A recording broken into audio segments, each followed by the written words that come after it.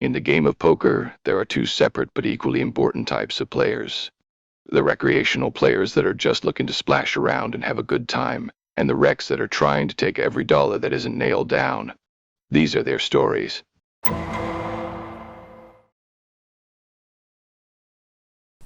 I'd been at the barrel for about an hour and nothing exciting had happened. I was down about $86 when this hand came along. I pick up ace-5 suited, little slick, in middle position and make it $12. The low jack, button, and both blinds call me, so we're taking it Tennessee heads up to a flop. I had noticed that this had been a pretty good action table. There was a guy to my left that had been playing pretty much every hand and running over the table, and I was looking forward to getting involved in some pots with him. Flop comes down 7-4-3 rainbow, giving me a very sneaky double gutter. Both blinds check and I continue for $35. The action low jack guy raises it up to 75 and pushes everyone else out of the pot. This is exactly what I wanted. I call the extra 40 and we go to a turn heads up. Turn is the 7 of hearts, giving me a flush draw along with my sneaky double gutter. If he's got a top pair which just turned into trips, I'm going to make a lot of money if I make my hand. The only downside is that if I miss, there's absolutely no fold equity here. Seeing there's no chance of pushing him off a pot, I check.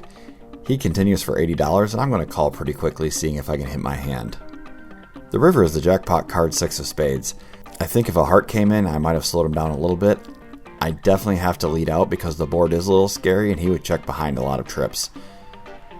I decided to just jam all in. He snap calls me and shows the 7-4 of diamonds for a turn full house. So I was pretty much drawing dead and I got there. Down 400 plus an hour in, but I feel like I can dig out at this point. 'Tis but a scratch. Nothing exciting happens for the next hour except for a seat change so that I can get a better angle for vlogging. And also more importantly, I now have position on the action player on seat 7 sitting behind several towers of red chips. In this particular hand, several people limp in for $3 before the small blind bumps it up to 18. I look down at a couple of cowboys and I definitely want to isolate this hand, so I 3-bet to 65. You could tell the under the gun player was planning on calling the $18, but he has second thoughts about 65. He folds, as does all the limpers. The small blind calls and we go to a flop heads up. Flop comes queen 10-8 rainbow. Overall, I feel like this is a pretty good flop for pocket kings. He checks to me, I bet $70 and he calls pretty quickly. The river is a complete blank with the 3 of diamonds. He checks again, and I think I can slow play this one a little bit. I don't feel like he has a whole heck of a lot. Probably a 1-pair type hand, and he might not even like the queen, so I'm going to check behind and give him a little bit of rope to hang himself on the river. River's another blank with the 6 of hearts, and he comes out and fires for $150. I don't really see any value in raising here. I don't think he's going to call off with anything that I'm beating. If he happens to be slow playing a set, I definitely don't want to shovel any more money into the middle. I quickly call, show him the kings. He flashes the ace of clubs and throws his cards in the muck, and I pick up a nice pot. I feel like we're on the comeback trail and hopefully we can string together a couple of wins. In this hand, our action player is in the under the gun spot and he straddles to $6. The hijack flats the 6 before I bump it up to $35 with the 10-9 of diamonds. This is the kind of hand I definitely want to play for a raise in position. Hopefully I can get it heads up, although the way this game is running, that's probably not going to happen. Mr. Action under the guns calls, as well as the hijack limper, and we're going to take a flop 3 ways. Not the worst in the world, I guess. Flop comes down king 7 jack with 2 diamonds, giving me a big combo draw. I'm double gutted with a flush draw, and actually even have a straight flush draw to the 8 of diamonds. This is the kind of flop I have no problem getting as much money as I possibly can in right now. Under the gun and hijack both check to me, and I continue for $40. At this point, I'm really just trying to build a pot, not really trying to push anybody out. Mr. Action folds, but the hijack gives it a little bit of thought and comes along to the turn. Turn is a total blank 3 of hearts. Now I'm running out of chances to hit my hand. I still only have 10 high. I have a lot of outs, but I would be okay if someone folded at this point. Hijack checks again. This time I come out for $100, which is about a half pot size bet. Hijack thinks about it for a little while longer and calls again. River's the queen of hearts hitting my straight. It did also bring in a backdoor flush, but I really don't think that's much I have to worry about at this point. Hijack checks again, and I bet $240. In hindsight, I think this sizing is way too big. By betting this big, I'm only really able to get called by the hand that does beat me, and that would be the flush, or even a bigger straight if she happened to be in there with ace 10 or something along those lines. I really need to be targeting a 1-pair or possibly a 2-pair hand. I think a bet around $125 would have gotten called. As played, she thinks for quite a while, so I can tell she's on the fence. The longer she thinks, the more I know a smaller bet would have gotten called. She finally finds the folds, and I think I left a little bit of money on the table, but I do take down a nice pot, and I'm almost back to even. The very next hand we're in the cutoff. Under the gun action guy makes it his $6 straddle, which is normal, and then the guy to his left makes a blind raise for 12. Now this blind raise isn't a live bet. If nobody re-raises him, he does not have the option to make it any bigger. It's a ridiculous play that some people do. I can't understand the logic, so there's no way I could ever explain it to you guys. Anyways, I'm in the cutoff and I look down at King Jack offsuit and I figured this is a better than average hand against a bunch of dead money and blind hands, so I bump it up to $35. I'd be okay if I took it down right here, but if I see a flop, I'm probably not in too bad a shape. The button comes along for the ride. The action player, he's not going to give up on any 2 cards, and we're going to a flop 3 ways. Flop is Jack 9-5 rainbow. All in all, I feel this is a pretty good flop for my hand. The big blind checks to me, and I'm definitely going to continue with this one and fire out $75. Button folds pretty quickly, and Mr. Action decides he wants to see another card and comes along for the ride. Turn is the innocuous 7 of diamonds. I really don't think that's going to change a whole heck of a lot here. I feel like my top pair good kicker is still probably the best hand. He checks it over to me, and I bet $130. He pretty quickly snap jams all in for $415. Now this isn't exactly what the plan was when I bet the turn, so I'm going to have to stop and reevaluate. I really don't like this spot too much. This guy doesn't seem to bluff a lot. He just likes to call and see hands, and when he has a hand, he likes to bet. After he pushes his chips into the middle, I notice he leans way back in his chair and he looks extraordinarily comfortable. This is not the look of a man that is bluffing. He is cool as a cucumber. He feels like he's got this hand locked up. I don't know exactly what he's got right here, but I just know my King Jack is no longer the best hand. I'm going to live to fight another day, and I throw my cards into the muck. He laughs and shows his buddy his hand and then shows the whole table that he called me with 8-6 of clubs. So keep in mind he called a raise pre-flop for $35 with 8-6 of clubs. And then he called 75 on the flop with literally a gut shot. This is the kind of player that is definitely what we call good for the game, but it does suck when they get there. Another setback after we were almost back to even, but the way this game is going, I have no doubt I should be able to pull out a win as long as the cards cooperate. 20 minutes later, and we had all decided to put on a round of straddles to keep the action going, because that's one thing this game was lacking, was action. Anyways, it's my turn in under the gun, so I put in the blind 6. Hijack and Cutoff both limp in for the same $6 before the button bumps it up to $40. I look down at a couple of 9s, and this hand is definitely worth seeing a flop with. I could make an argument for putting in a 3-bet, but the button had been playing pretty snug, and I feel like his range is pretty tight, even from the button. Mr. Action in the cutoff calls, and we take a flop 3 ways. Flop comes 7-6-6 with a couple of hearts. On one hand, I flop an overpair, but on the other hand, this is a very wet and dynamic board, especially for the action player because he could be playing any 2 kind of cards, and this definitely would hit his sweet spot.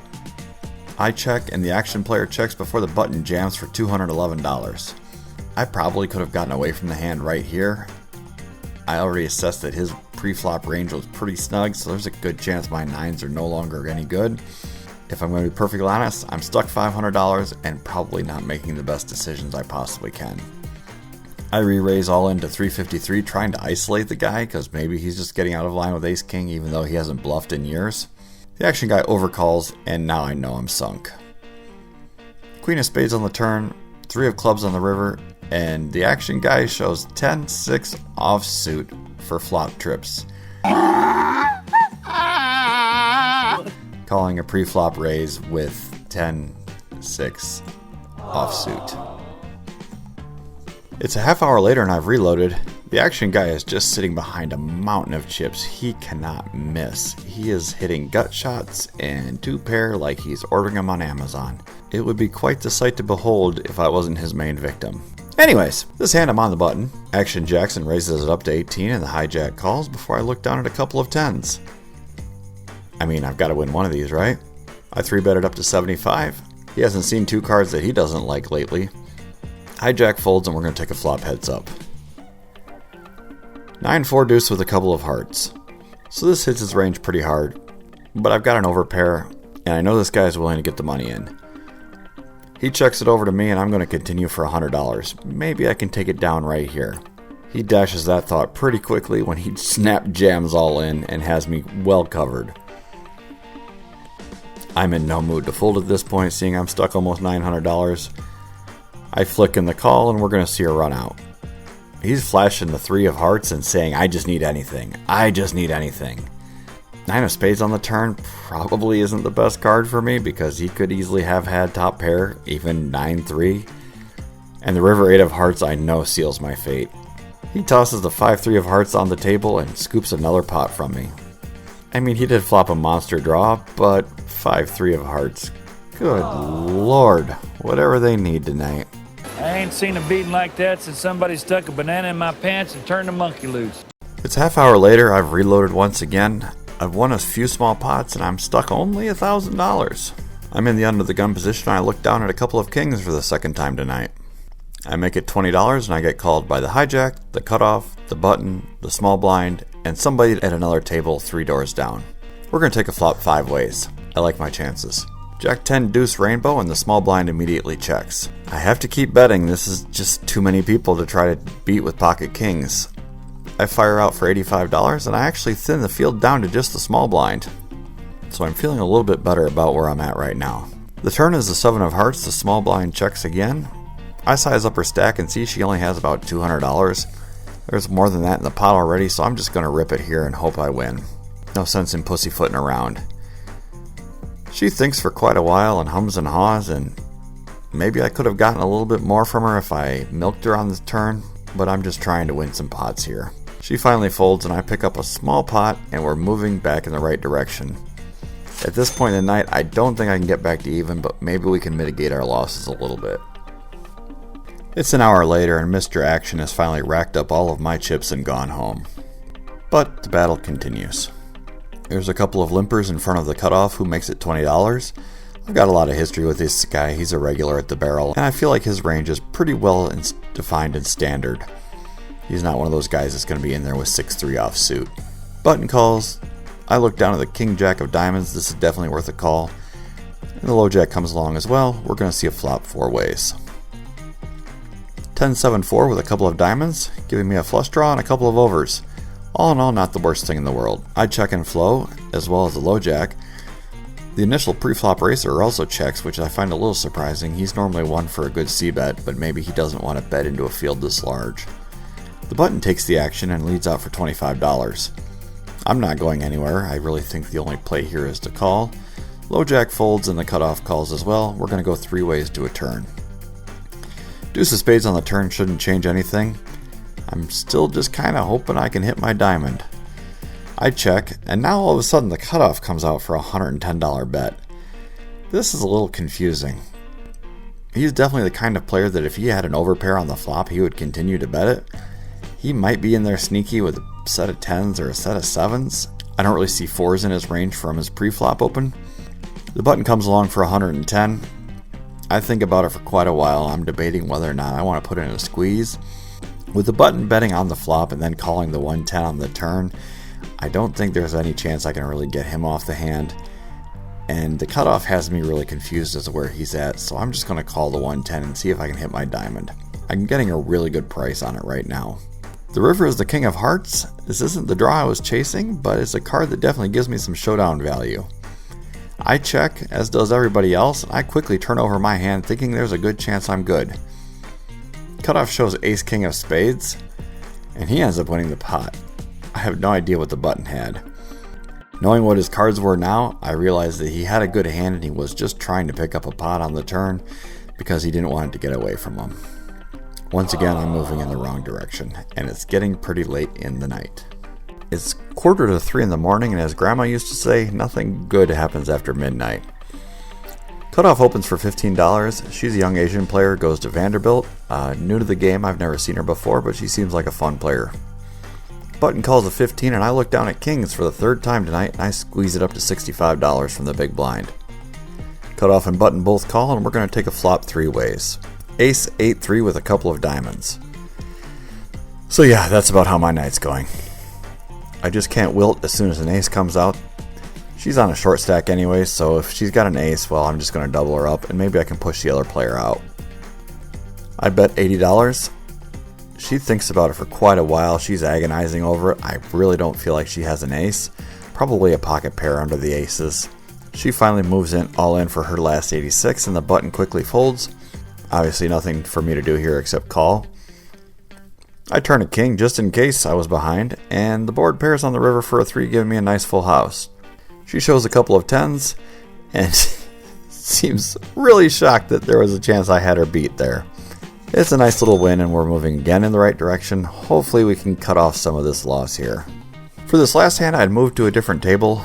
We had finally combined down to 1 game. It was super late at night, and I decided I wasn't going to put my camera back up. I thought I was going to be done, but this hand is just too memorable not to document, so I'm going to have to give you a dramatic reenactment with Poker Bankroll Tracker app. The middle position player limps in for $3 before I look down at Queen 10 of clubs in the hijack and decide to raise it up to $15. I noticed the button player in this hand had a monster stack and he had been very active. He was pretty much like the Action Jackson from the last table. He definitely wasn't afraid to mix it up. Anyways, the cutoff, the button, and the big blind all call my raise. Middle position player folds and we're going to take a flop 3 ways. Flop comes Jack 9-5 with 2 clubs, giving me the world. Open-ended straight flush draw with 2 cards to go. I have to have the equity advantage over just about any possible hand here. 15 outs twice and possibly a queen might be good here too.